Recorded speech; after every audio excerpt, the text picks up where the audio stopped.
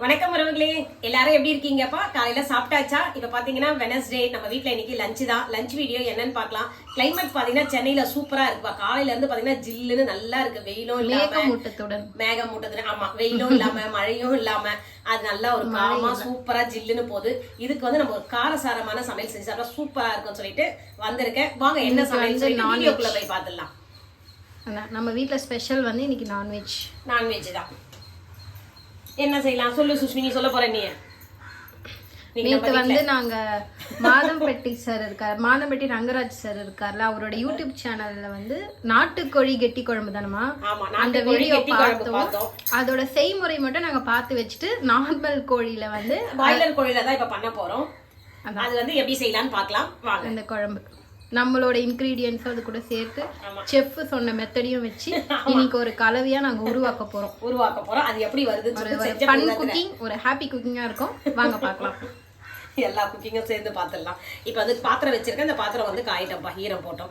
இப்போ மார்னிங்கே போயிட்டு மார்க்கெட் போயிட்டு வந்து சிக்கன் வாங்கிட்டு வந்து கொடுத்துட்டாங்கப்பா. பார்த்தீங்கன்னா 1 kg சிக்கன் வாங்கிட்டு வந்தாங்க. 1/2 kg வந்து சிக்கன் 65க்கு எடுத்து வச்சுட்டு 1/2 kg வந்து இப்போ இந்த குழம்பு கெட்டி குழம்பு பண்ணுறதுக்கு எடுத்து வச்சிருக்கேன். மஞ்சள் தூள்லாம் போட்டு கழுவி எடுத்து வச்சாச்சு. அதுக்கப்புறம் பார்த்தீங்கன்னா அவருக்கு ரொம்ப எறானா ரொம்ப பிடிக்கும். அதனால அவருக்கு ஒரு 1/4 கிலோ எறா வாங்கிட்டு வந்திருக்காரு. அது தொக்கு பண்ண போறேன்.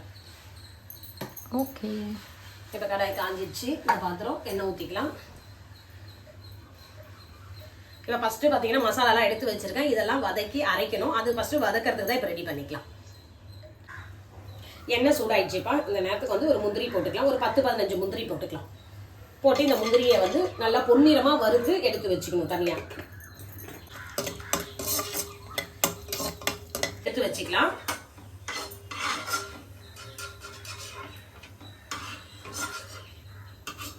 அவர் எல்லாம் நிறைய செய்யலாம். அது ஒரு பெரிய பாத்திரம் வச்சு எவ்வளவு முந்திரி எல்லாம் போட்டு செஞ்சது இல்ல. நம்ம வீட்டுக்கு செய்யலாம். அங்கதான் ரொம்ப கம்மியா தெரியும். சரிப்பா, முந்திரியை போட்டு வறுத்து எடுத்து வச்சாச்சு. நம்ம மெத்தட் எப்படி பண்ணுவோம்னா, நம்ம வெங்காயம் தக்காளி எல்லாம் வதக்கிட்டு லாஸ்ட்ல முந்திரி தேங்காய் எல்லாம் போட்டு செய்வோம். அவருடைய ஸ்டைல் எப்படி செய்யறோம், அவர் இப்படிதான் வறுத்து எடுத்து வச்சுட்டாங்க. இத்தனைக்கு அவங்க அப்பா தான் செஞ்சாங்க. அது சூப்பரா பண்ணாங்க. அது அதுதான். இப்ப பாத்தீங்கன்னா அதுக்கு சின்ன வெங்காயம் தான் மெயின். சின்ன வெங்காயம் கட் பண்ணி வச்சிருக்கேன். அது ஃபர்ஸ்ட் இல்ல, மசாலா எடு. அதோ மசாலா, பட்டை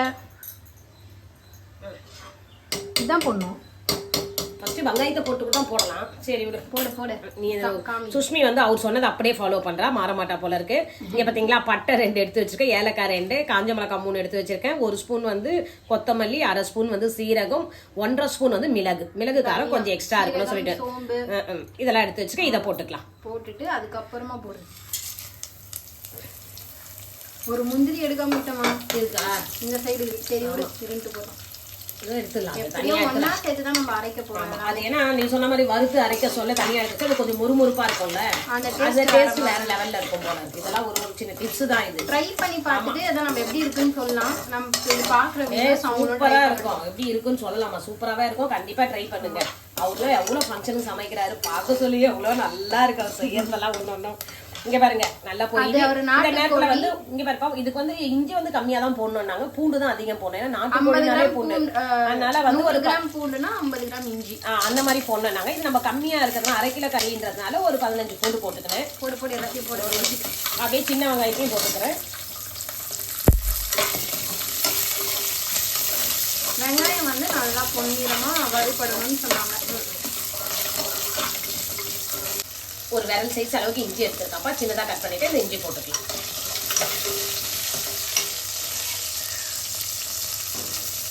இதுல ஒரு 2 டிஃபரன்ஸ் என்னன்னா, அவங்க நாட்டு கோழி எடுத்தாங்க, நம்ம நார்மல் கோழி. பாய்லர் கோழி வந்து நம்ம வந்து அவங்க டிஃபனுக்கு பண்ணாங்க கெட்டி குழம்புன்னு. நம்ம வந்து சாப்பாட்டு பண்றதுனால கொஞ்சம் தனியா வைக்க போறோம், அவ்வளவுதான். ஆனா மெத்தட் எல்லாம் ஒண்ணுதான். தேங்காய் சூப்பரா வெள்ளையா தான் இருக்கு. பார்த்து பண்ணு. இப்போ 2 பத்து தேங்காய் எடுத்துருக்கேன், குட்டியாக கட் பண்ணியிருக்கேன், அதையும் சேர்த்துக்கலாம். தேங்காய் போட்டோடனே அதிகம் வதங்கணும்னு இல்லை, ஒரு 2 மினிட்ஸ் எண்ணெயில் வந்து சேர்ந்து வரணும். கூடவே 2 கருவேப்பிலை போட்டாங்க, அதையும் போட்டுக்கலாம். அவ்வளோதான். இது கொஞ்சம் ஆறட்டும், ஆஃப் பண்ணிடலாம். இந்த மசாலா எல்லாம் நல்லா வதங்கி பார்த்தீங்களா, கோல்டன் ப்ரௌன் ஆயிடுச்சு. இந்த நேரத்தில் ஆஃப் பண்ணி விட்டு ஆறின பிறகு நம்ம அரைச்சி எடுத்துக்கலாம். ஃபைன் பேஸ்ட்டாக அரைக்கணும். முந்திரியை போட்டுருமா? ஆமாம், முந்திரியும் கூட சேர்த்துடணும். போட்டு எடுத்து வச்சுக்கலாம். எல்லாம் ஒன்றா சேர்த்து அரைக்க போகிறோம். சிக்கனுக்கு மசாலா வந்து ஆறிட்டு இருக்குப்பா. அது ஆறுற வரைக்கும் நம்ம இப்போ எறா தூக்கு பண்ணிக்கலாம். அதுக்கு தான் நான் பாத்திரம் வச்சிருக்கேன். கடாய் வந்து காஞ்சிச்சு. இப்போ எண்ணெய் ஊற்றிக்கலாம். எண்ணெய் காஞ்சிச்சு. 1.5 ஸ்பூன் கடுகு போட்டுக்கலாம். கடுகு நல்லா பொரிஞ்சிச்சுப்பா. இந்த நேரத்தில் கட் பண்ண வெங்காயம் கருவேப்பிலையும் சேர்த்து போட்டுக்கலாம். வெங்காயம் நல்லா வதங்கணும். அதுக்கு வந்து உப்பு போட்டுக்கலாம். 1 ஸ்பூன் உப்பு போட்டுக்கலாம்.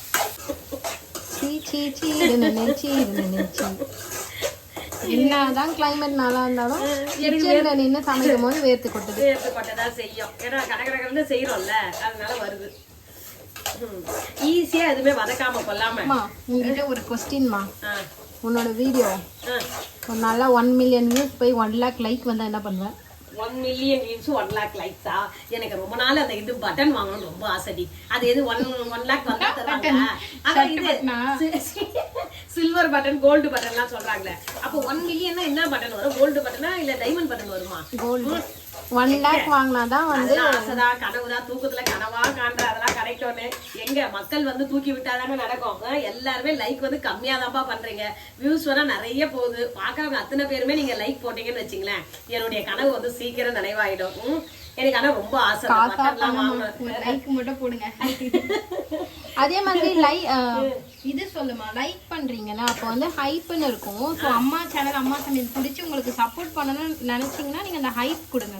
ஹைப் கொடுத்தா அது வந்து உனக்கு ஒரு பாயிண்ட் மாதிரி ஆகும். அப்போ உன்னோட வீடியோ வந்து நிறைய பேருக்கு ரெக்கமெண்டேஷன்ல போகும். தெரியாதவங்க அந்த மாதிரி நீங்க லைக் பண்ணாலே வந்து ஹைப்னு காமிக்கும். அந்த பாயிண்ட்ஸ் வந்து கொடுங்க. சப்போர்ட் பண்ணணும்னு நினைக்கிறவங்க பண்ணுங்க. அத மாதிரி கண்டிப்பா பண்ணிடுங்கப்பா. ஏன்னா நிறைய லைவ்ல வருஷம் நிறைய பேர் பாக்குறீங்க, நல்லா பேசுறீங்க, எல்லாம் பண்றீங்க. ஆனா லைக் மட்டும் போட மாட்டீங்க. அது என்னன்னு தெரியல. அந்த லைக் மட்டும் கொஞ்சம் போட்டுருங்கப்பா. அப்ப என்னுடைய கனவு வந்து நினைவாயிடும். ஃபர்ஸ்ட் வீடியோஸ்க்கு லைக் வரும், அப்புறமா சப்ஸ்கிரைபர் வரும். ஆமா.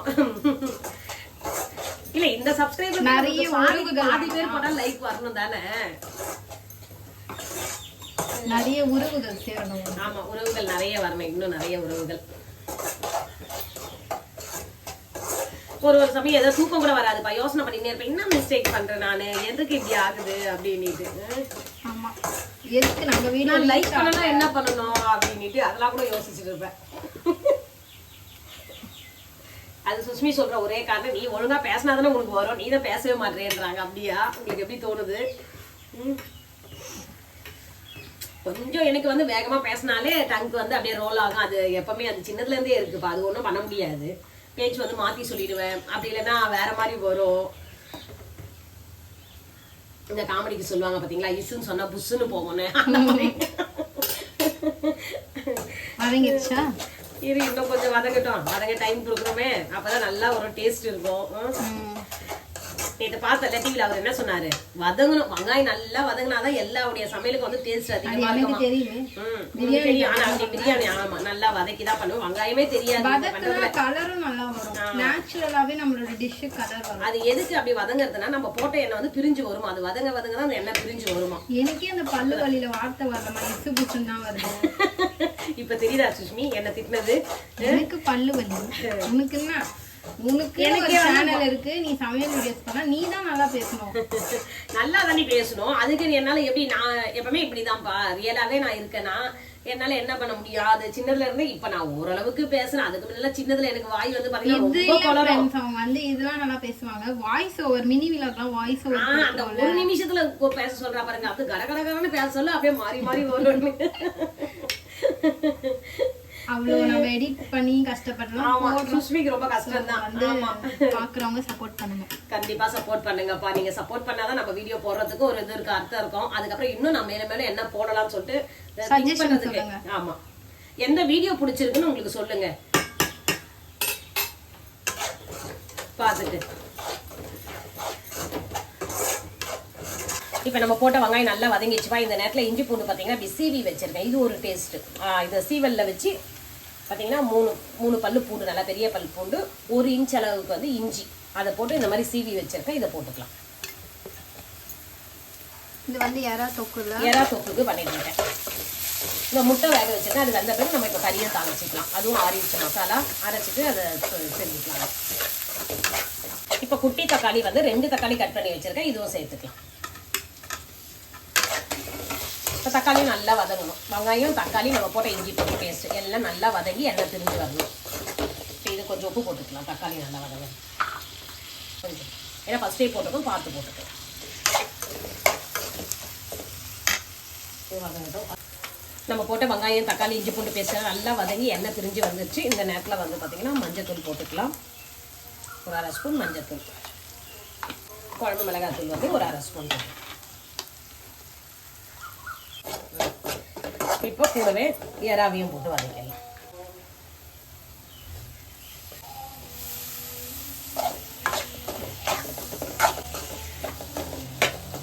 ஒரு நிமிஷம் வந்து எறா இந்த மசாலாவோட வதங்கணும். வதங்கின பிறகு தண்ணி ஊற்றிக்கலாம்.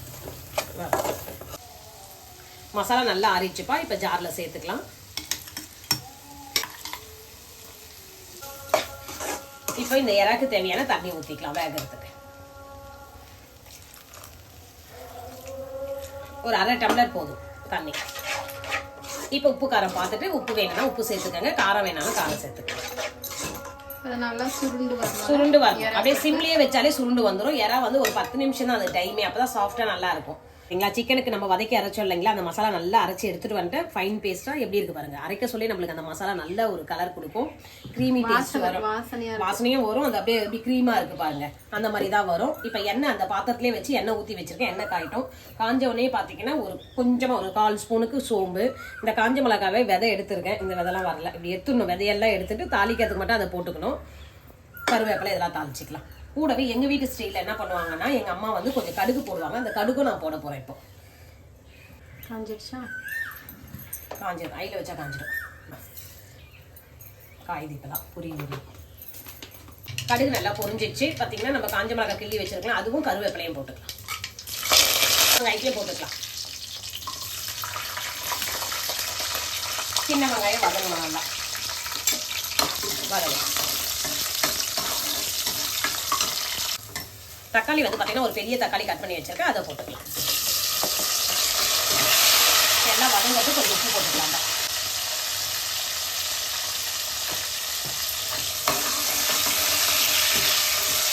இந்த எண்ணெயிலேயே வெங்காயம் தக்காளி நல்லா வதங்கணும்.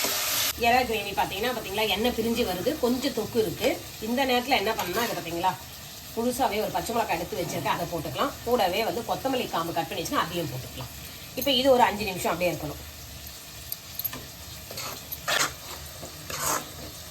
நல்லா வதங்கிட்டு ஒரு ஸ்பூன் மஞ்சத்தூள் போட்டுக்கலாம். அப்புறம் காரத்துக்கு வந்து ஒரு ஸ்பூன் வந்து குழம்பு மிளகாத்தூள் போட்டுக்கலாம். ஏன்னா மற்ற மிளகு எல்லாம் போட்டு அரைச்சிருக்கோம், அதனால ஒரு ஸ்பூன் மட்டும் போட்டிருக்கேன். இது பச்சை வாசனை போகும். மிளகே காரமாக தான் இருக்கும். நீங்கள் கொஞ்சம் பார்த்து போட்டுக்கோங்க.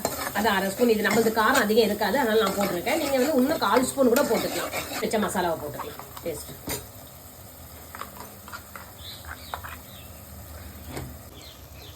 இப்போ இந்த தண்ணியை ஊற்றிக்கலாம்ப்பா. இப்போ இந்த கிரேவி நல்லா கொதிக்கிட்டோம். கொதிச்ச பிறகு நம்ம கறி போட்டுக்கலாம். இப்போ பார்த்தீங்களா எப்படி இருக்குது பார்க்கறதுக்கு, நல்லா இருக்கா? இப்படிதான் அவருக்கும் வந்தது, அதே ஸ்டைல் எனக்கும் வருது. ரொம்ப சந்தோஷமா இருக்கு. ஆனா டேஸ்ட் தான் எப்படி இருக்குன்னு தெரியல. கண்டிப்பா சூப்பரா தான் இருக்கும். வாசனையே கமகமன்னு இருக்கு. கொஞ்சம் நல்லா வதங்கிட்ட பிறகு சிக்கன் இல்ல, இதை இப்போ கொதிக்க சொல்லி எண்ணெய் பிரிஞ்சு வரும். அந்த நேரத்தில் சிக்கனை போட்டு கலரிட்டு அதுக்கப்புறம் வந்து தண்ணி ஊற்ற வேண்டியதான். தேவையான அளவு, குழம்புக்கு தேவையான அளவு தண்ணி. இப்போ மசாலா இந்த அளவுக்கு வதங்கின பிறகு நம்ம கறி போட்டுக்கலாம்ப்பா. நல்லா வதங்கிடுச்சு. க்ளீன் பண்ணி வச்ச கறி எடுத்து போட்டுக்கலாம். அப்போ எலும்பும் இருக்கணும், சதையும் இருக்கணும். அப்படி இருந்தால் டேஸ்ட் வேற லெவலில் இருக்கும் குழம்புக்கு. நான் அந்த மாதிரி தான் போட்டிருக்கேன். பாதி எலும்பு பாதி சதை போட்டிருக்கேன். இப்போ இந்த கறியை கொஞ்சம் ஒரு 5 நிமிஷம் இந்த கறி வதங்குற அந்த மசாலாவோட அப்புறம் தண்ணி ஊற்றிக்கலாம். இப்போ குழம்புக்கு தேவையான தண்ணி ஊற்றிக்கலாம்ப்பா. இப்போ நம்ம இந்த அளவுக்கு தண்ணி ஊற்றிருக்கோம்ப்பா குழம்புக்கு. நல்லா கொதிச்ச உடனே பாருங்கள் எப்படி இருக்குன்னு சொல்லிட்டு ஒரு 5 மினிட்ஸ் நல்லா கொதிக்கணும். ஹை ஃப்ளேமில் வச்சுடுங்க. எறா நல்லா வெந்து பார்த்தீங்களா எண்ணெய் பிரிஞ்சு வருது. சூப்பராக ரெடி ஆயிடுச்சு. இந்த நேரத்தில் கொத்தமல்லி தூவி ஆஃப் பண்ணிடலாம் நம்ம. இப்போ சூப்பரா நம்ம சிக்கன் என்ன குழம்பு சொன்ன நீ? தண்ணி குழம்பா கட்டி குழம்பா? கெட்டி குழம்பு. அதேதான் டேஸ்ட்டுங்க. இது பாய்லர் சிக்கன். ஆனா நான் டேஸ்ட் பார்த்தேன். நாட்டுக்கோழில செஞ்சா எப்படி இருக்குமோ அந்த டேஸ்ட் சூப்பரா வந்திருக்கு. நீங்களும் இந்த வீடியோ பார்க்க சொல்ல என்னென்ன மெத்தட் நாங்க போட்டோமோ எப்படி வதக்கி செஞ்சோமோ செய்யுங்க. உங்களுக்கு சூப்பரா வரும். Taste super. அதே மெத்தட் ரொம்ப நல்லா வந்து பண்ணணும்னா சார் வீடியோ. ஆமா, சார் வீடியோ. உண்மையாவே அவருக்கு தான் தேங்க்ஸ் சொல்லணுமே. அவ்வளவு டேஸ்டா இருக்கு. சூப்பரா இருக்கு. இப்போ கொத்தமல்லி தூவி ஆஃப் பண்ணிட வேண்டியதுதான்ப்பா. ரெடி ஆயிடுச்சு நம்ம குழம்பு. சிக்கன் வந்து கெட்டி குழம்பு. தண்ணி குழம்பு லஞ்ச் இப்போ கெட்டியா தான் இருக்கு, இன்னும் ஆறுனா கெட்டி ஆயிடும்டி ஆஃப்ல. சூப்பரான சிக்கன் கெட்டி குழம்பு ரெடி. சமையல் எல்லாம் முடிஞ்சிச்சுப்பா. இப்போ சாப்பிட்றதுக்கு எல்லாம் எடுத்துட்டு வந்து வச்சாச்சு. அவரும் வந்துட்டாரு. இப்போ எல்லாரும் ஒண்ணா உட்காந்து சாப்பிடலாம். இப்போ அவருக்கு தான் சாப்பாடு போட போறேன்.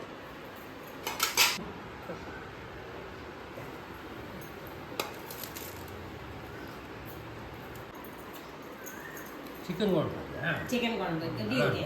நல்லா இருக்கா டேஸ்ட்? அத கட்டி குழம்பு இது. நாட்டுக்கோழி கெட்டி குழம்பு கட்டி குழம்பு கெட்டி குழம்பு திக்கார குழம்பு அப்படின்னு சொல்லிடலாமா? நல்லா இருக்கு. நாட்டுக்கோழி மெத்தட்ல செஞ்சது. ஆனா நம்ம பாய்லர். நீ சாப்பிடலையாமா? இப்ப நானும் சாப்பிடலாம், எடுத்து வச்சிருக்கேன். ஸோ அவ்வளோதான் கைஸ், நாங்கள் எல்லாரும் போய் சாப்பிட போகிறோம். வீடியோ பிடிச்சினா லைக் பண்ணுங்கள், ஷேர் பண்ணுங்கள், சப்ஸ்கிரைப் பண்ணுங்கள். பாய்.